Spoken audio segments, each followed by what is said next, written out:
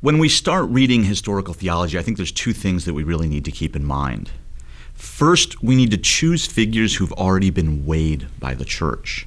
And that doesn't mean our church. That really does mean the church at large. One of the things that's great about historical theology is we have figures who over hundreds and hundreds and hundreds of years have been weighed. There's a reason they're still read. And so when we consider, well, who should I kind of start with? Who should I read? The first question we need to ask is, have they already been weighed by the church? But then there's a secondary question I think is just as important. Who can I read who is really integrated?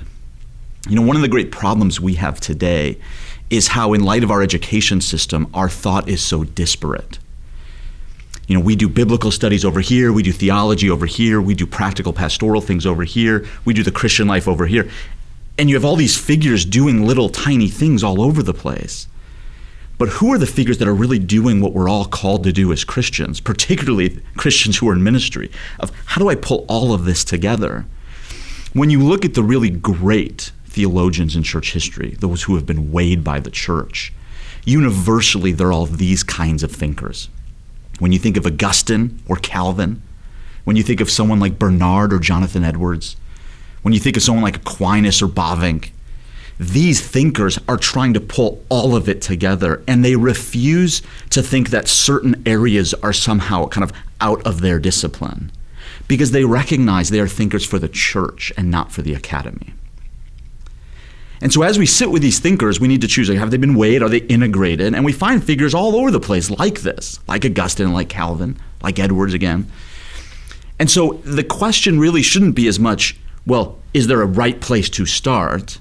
It's, these are the figures that have been weighed that we need to start with. But now I actually have to read them well, and I have to read them carefully. And for us today, that is the most difficult, is how can I actually sit with a thinker who's totally outside of my context and allow them to push me in very difficult sorts of ways, and have them help me to kind of see Scripture and see church and see evangelism and see our spiritual lives, all of these things, in ways that are very unusual at times to us, but also allow them to help us illumine what is Scripture actually saying and calling us to.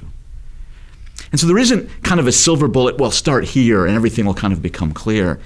We just need to devote time to really wrestling with these figures who have been weighed and who have integrated their thought as a whole.